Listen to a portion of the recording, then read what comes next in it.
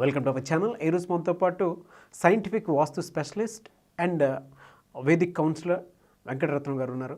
చాలామంది అడుగుతూ ఉంటారండి, అంటే వాస్తుకి సైన్స్కి ఏంటి సంబంధం, నిజంగా వాస్తులో సైన్స్ ఉంటుందా, దాన్ని ఏ విధంగా చెప్తారు అనేది ఈరోజు మనం వెంకటరత్నం గారి మాటలోనే తెలుసుకుందాం.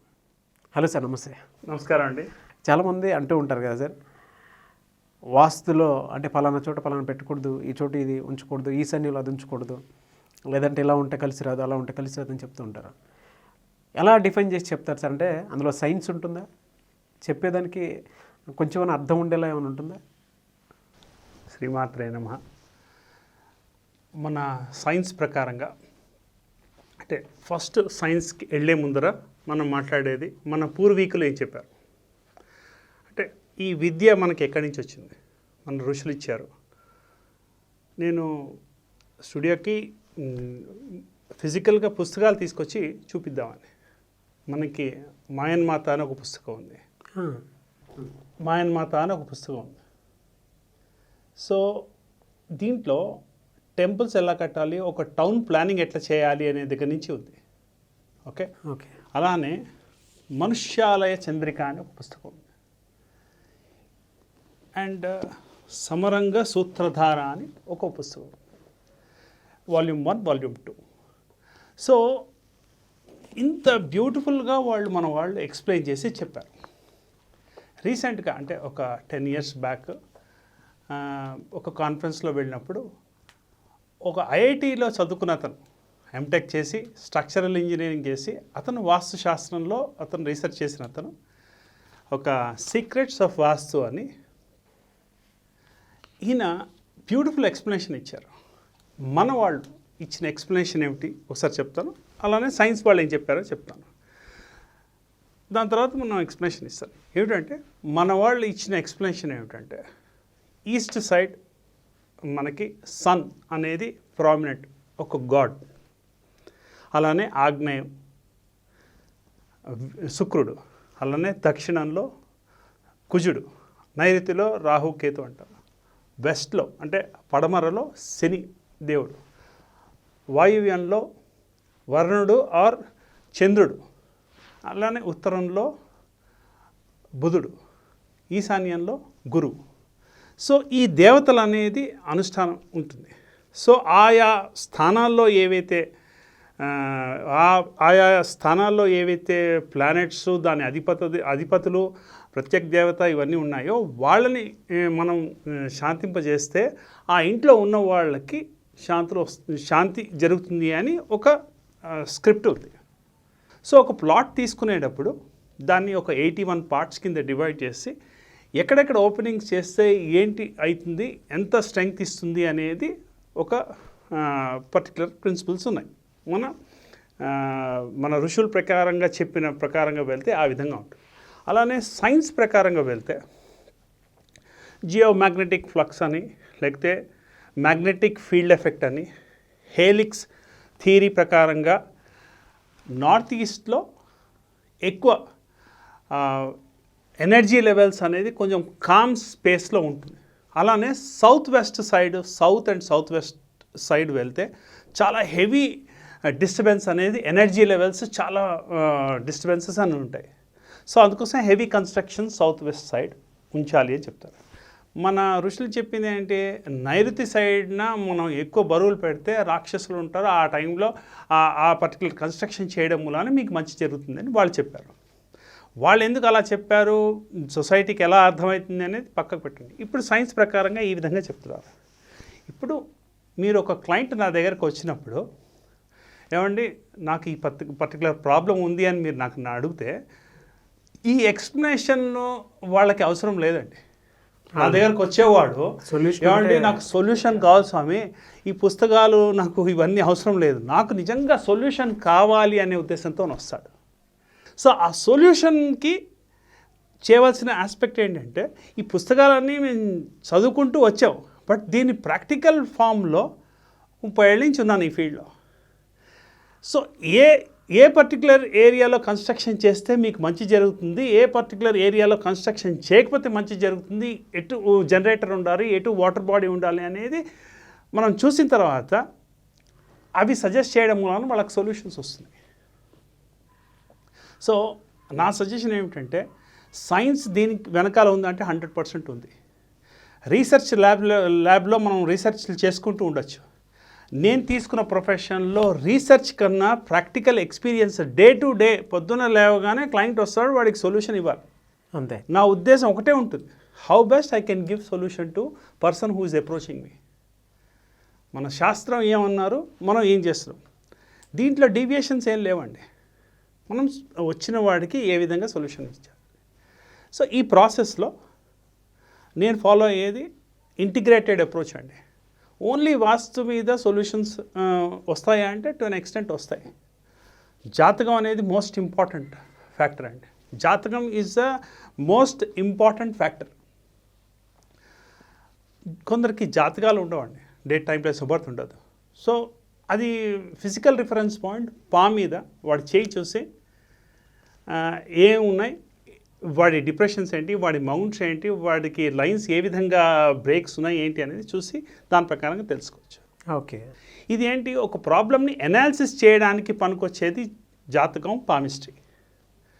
సొల్యూషన్స్ మనం వచ్చిన వాడికి సొల్యూషన్ ఇవ్వవలసింది ఏమిటంటే కౌన్సిలింగ్ చేస్తుండే. Counselling on the basis of astrology and palmistry.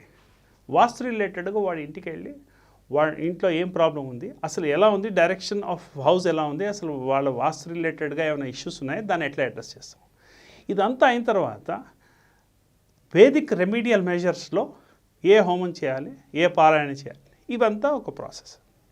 జెమాలజీ అనేది ఒకటి ఉంది, ఏంటి రత్నశాస్త్రం అంటారు. మీరు మీ జాతకం రిలేటెడ్గా ఏ ప్లానెట్ బాగుంది, ఏ ప్లానెట్ స్ట్రెంగ్తెన్ చేస్తే వీడికి బాగుంటుందనే ఉద్దేశంతో ఆ క్లయింట్కి ఎవరైతే వస్తారో అతనికి మనం ఆ స్టోన్ పెట్టుకోవాలి అని చెప్తాం. ఇవన్నిటికీ మించి వాడి ఓరియంటేషన్ ఆఫ్ థాట్ ఏంటి, చిన్నప్పటి నుంచి వాడు పెరిగిన వాతావరణం ఏంటి, వాడి రిలీజియన్ ఇన్ఫ్లుయెన్సెస్ ఎట్లా ఉన్నాయి, వాడి ఫ్యామిలీలో వాడికి చిన్నప్పటి నుంచి జరిగిన సిచ్యువేషన్స్ ఎట్లా ఉన్నాయి, ఫార్మేషన్ ఇయర్స్లో జరిగిన మేజర్ ఇష్యూస్ ఏవైతే ఉంటాయో దాన్ని బట్టే most of his thought process వెళ్తుందండి. సో ఇవన్నీ అడ్రస్ చేయడానికి వాడిని కౌన్సిలింగ్ చేస్తాం. ఇన్ని చేస్తే కానీ ఒక సిచ్యువేషన్ని స్టెబిలైజ్ అవ్వదండి. ఓకే. ఇప్పుడు జాతకంలో మనం ఈ పలానా నక్షత్రం వాళ్ళకి బాగుంటుంది, బాగాలేదు అని జనరలైజ్ చేసి చెప్తున్నాం. 9,000 మంది 900 crore పాపులేషన్ అండి, డివైడెడ్ బై 27 నక్షత్రాస్, ఇట్ ఈస్ అప్రాక్సిమేట్లీ 30 కోట్ల మంది ఒక నక్షత్రం వాళ్ళు ఉంటారు. అందరికి ఒకటే ప్రాబ్లం ఉంటుందండి. సో ఈ సబ్జెక్ట్ అనేది చాలా ఇండివిజువలిస్ట్ బేస్డ్ అండి. మీ జాతకం చూస్తే it is pertain to you only. ఇప్పుడు వాస్తు రిలేటెడ్గా మీరు అడిగినట్టు ఒక వాస్తు ఇంట్లో ఒక 4 అపార్ట్మెంట్లో ఉంటారనుకోండి, నలుగురికి సేమ్ వాస్తు ఉంటుంది. మరి ఎందుకు ఎఫెక్ట్ డిఫరెంట్గా ఉంటుందంటే వాడి జాతకాల్లో ఏవేవైతే నెగిటివ్ ఎఫెక్ట్స్ ఉంటాయో దాని ఇంపాక్ట్ ఉంటుంది. సో రీసెంట్గా ఒక క్వశ్చన్ ఏంటంటే, ఓకే, ఏమంటే ఒక అపార్ట్మెంట్లో వాస్తు రిలేటెడ్గా బాగాలేదు, అపార్ట్మెంట్లో 200 మంది ఉన్నారు, 200 మందికి ఒకటే విధంగా ఎఫెక్ట్ ఇస్తుందంటే కాదు. అక్కడ మీ ఆస్ట్రాలజీ అనేది play a major role. Me హరోస్కోప్లో me strengths ఏంటి, మీ వీక్నెసెస్ ఏంటి, మీ దశ ఏంటి, మీ అంతర్దశలు ఏంటి, మీకేం ఇంపాక్ట్ ఉన్నది అది ఇన్వోక్ అవుతుంది. లాస్ట్ టైం కూడా ఒక ఎగ్జాంపుల్ చెప్పాను. You are a like a seed, ఒక విత్తనం. ఆ విత్తనం పొటెన్సీ ఉంటుంది.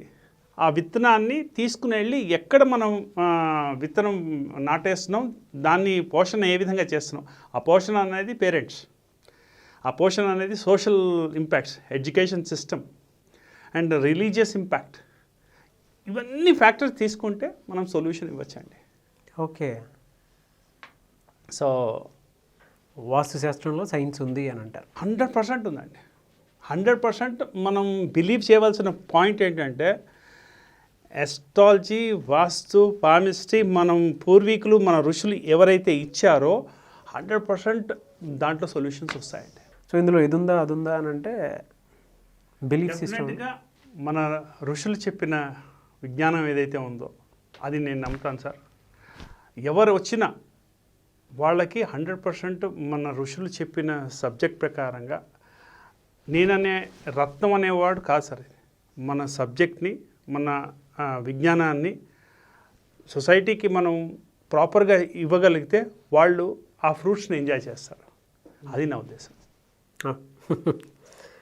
గ్రేట్. సో దీని మీద మీరు కొంత రీసెర్చ్ చేసుకుంటూ వెళ్ళారైతే. ఇప్పుడు one of the most important thing నేను చేసింది ఏంటంటే అండి, ఎవరైనా క్లయింట్ వస్తే వాళ్ళ బర్త్ డీటెయిల్స్, వాళ్ళ పామ్ ఇమేజెస్, ఒక ఈఆర్పి అప్లికేషన్ తయారు చేసుకుని మా ఫ్రెండ్ ఒక అతను తయారు చేసి ఇచ్చారు. డేటాబేస్లో అట్లీస్ట్ ఒక 5,000 to 8,000 పామ్ ఇమేజెస్ ఉన్నాయి. సో ఒక ప్రాబ్లం వచ్చినప్పుడు ఈ ప్రాబ్లం వచ్చిన వాళ్ళందరికీ ఈ విధంగా ఉందా అనేది ఒక డేటా పాయింట్స్ కలెక్ట్ చేస్తున్నాను. నెక్స్ట్ జనరేషన్ వాళ్ళకి ఇది నమ్మాలా లేదా అనే పాయింట్ చూడాలి అంటే వాళ్ళ దగ్గర శాంపిల్స్ ఉండాలి. సో ఆ శాంపిల్స్ నేను కలెక్ట్ చేసుకుని ఒక సీరియస్ మోడ్లో వెళ్తున్నాను. In the course of time ఎవరు దీంట్లో వచ్చి అసలు ఈ సైన్స్ ఉందా లేదా అనే ఆలోచన ఉంది అంటే డెఫినెట్గా ఉంటుంది సార్. ఆ డాట్స్ కనెక్ట్ చేయగలుగుతారు.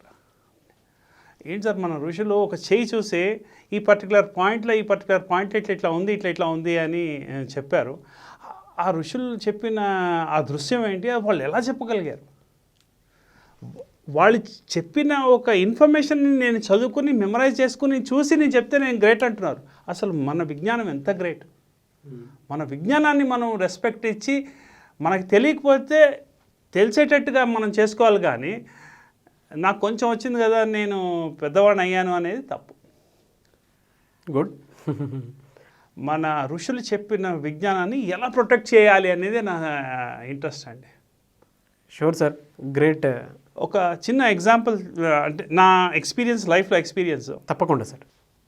మెడ్రాస్లో వెళ్తున్నప్పుడు ఒక రోడ్ దగ్గర పామిస్ట్రీ చెప్పే అతన్ని వెళ్ళి కలిశాను.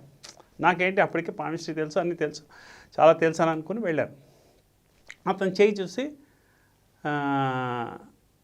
నేను అడిగాను, ఏమండి వాట్ ఈజ్ దిస్ లైన్ అని అడిగా. దీన్ని ఈ లైన్ ఏమంటారో అంటారు. అతను పేజ్ నెంబర్ ఇన్ బెన్హామ్ అనేది ఒక మంచి classic book of palmistry, page number 72 of Benham, this is called heart line అన్నాడు. ఆశ్చర్యపోయాను. ఏంట్రా మరి ఇక్కడుండి బస్ స్టాప్లో పక్కన కూర్చుని చూడడం ఏంటి అంటే, అతను ఏమన్నారంటే ఈ ప్లేస్లో కూర్చుంటే నేను I can meet number of examples, I can see number of samples. మా ఇద్దరు పిల్లలు యూఎస్లో ఉన్నారు, నేను ఇక్కడ ఒక లెక్చరర్ని. నాకు ఇంట్రెస్ట్ ఏంటంటే ఒక బస్ స్టాండ్లో ఉంటే చాలామంది రోజు చూస్తాను, I can see lot number of hands అని చెప్పి. అట్లా ఇండియాలో చిన్న చిన్న ఊళ్ళలో, చిన్న చిన్న ప్లేసెస్లో చాలా జ్ఞానం ఉన్నవాళ్ళు ఉంటారు సార్. మనం అది ప్రొటెక్ట్ చేసుకుని వాళ్ళ దగ్గర నుంచి ఉన్న విషయాలు తెలుసుకొని నెక్స్ట్ జనరేషన్కి అందించాలనేదే నా ఉద్దేశం సార్. Good thought sir.